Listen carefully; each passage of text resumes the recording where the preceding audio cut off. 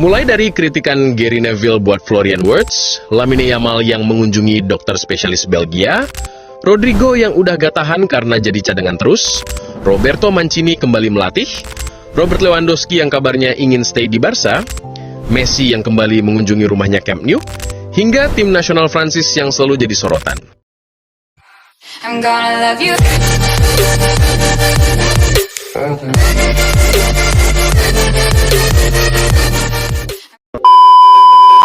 Lamine Yamal menjadi pusat perhatian setelah dilaporkan mengunjungi dokter spesialis Belgia terkait masalah peradangan pada area kemaluan yang sudah dirasakannya sejak September. Berdasarkan laporan Mundo Deportivo, hasil pemeriksaan sejauh ini positif. Lamine hanya berada pada tahap awal peradangan, dan untungnya, pihak klub mendeteksi masalah ini cukup dini sehingga resiko jangka panjang dapat diminimalkan.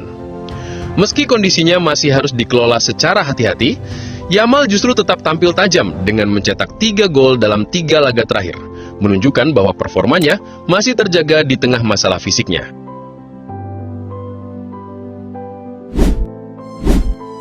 Sementara itu di Premier League, Florian Wirtz menjadi sorotan besar setelah kritik keras dari Gary Neville. Mantan kapten Manchester United itu menilai Wirtz belum siap menghadapi intensitas Premier League, bahkan menyebutnya seperti anak kecil di tengah kerasnya kompetisi Inggris. Menurut Neville, adaptasi Wirtz memang normal membutuhkan waktu, tetapi dengan nilai transfer tembus lebih dari 100 juta pon, ekspektasi terhadapnya jauh lebih tinggi. Neville menekankan bahwa klub harus mendorong Wirtz untuk segera tumbuh secara fisik, mental, dan karakter agar bisa memberikan dampak nyata di liga yang penuh tekanan. Di Spanyol, situasi Rodrigo kembali menjadi isu panas. Laporan menyebutkan bahwa ia sangat tidak senang dengan perannya musim ini di Real Madrid, dan kini mulai serius mempertimbangkan opsi hengkang pada bursa Januari. Ketidakpuasan ini semakin diperkuat oleh analisis Marca, yang menyebut performanya terus menurun sejak Februari. Bahkan ia belum mencetak gol dalam 28 pertandingan, kehilangan percaya diri, dan gagal memberi dampak ketika dimainkan sebagai pemain pengganti.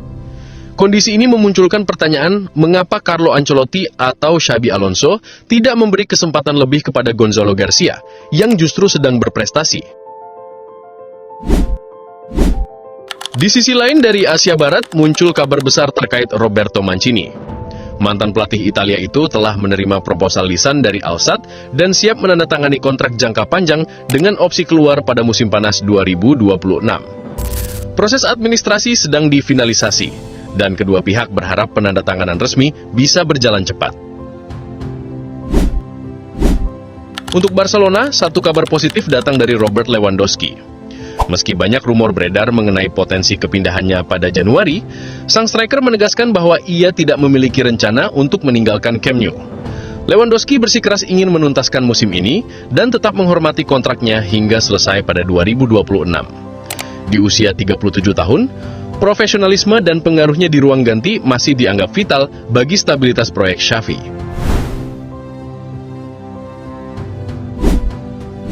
Dari Indonesia, ada momen menarik dengan kedatangan Gerard Piqué ke tanah air. Sang legenda Barcelona dijadwalkan hadir di Pendekar League pada 15 hingga 17 November 2025, bermain bersama konten kreator sepak bola, termasuk Atta Halilintar yang dikenal sebagai fans Real Madrid. Kedatangan Piqué menjadi sorotan karena publik menunggu apakah ia bakal tampil serius bermain sepak bola atau justru membeli kelas tutor kepada para kreator, termasuk cara meraih sextuple. Rumor juga menyebut Piqué setelah itu akan lanjut tampil di Liga Hesebah musim kedua. Dari sisi internasional, kabar kurang menyenangkan datang untuk timnas Argentina. 3 pemain, Julian Alvarez, Nahuel Molina, dan 1 pemain lain, tidak bisa menyelesaikan prosedur vaksin demam kuning tepat waktu yang wajib untuk masuk Angola, sehingga mereka tidak dapat melakukan perjalanan untuk pertandingan berikutnya. Barcelona kembali menjadi topik panas setelah laporan The New York Times menegaskan bahwa klub kini menjadi raja utang dunia sepak bola. Dalam 4 tahun terakhir, total utang mereka melonjak dari 500 juta euro hingga 1,45 miliar euro. Faktor penyebabnya beragam, beban gaji luar biasa tinggi, pendapatan menurun, proyek renovasi besar-besaran, dan model pembayaran transfer yang menumpuk. Manajemen keuangan Barcelona dinilai mengalami kelemahan struktural, dan situasi ini menimbulkan kekhawatiran besar terhadap masa depan finansial klub.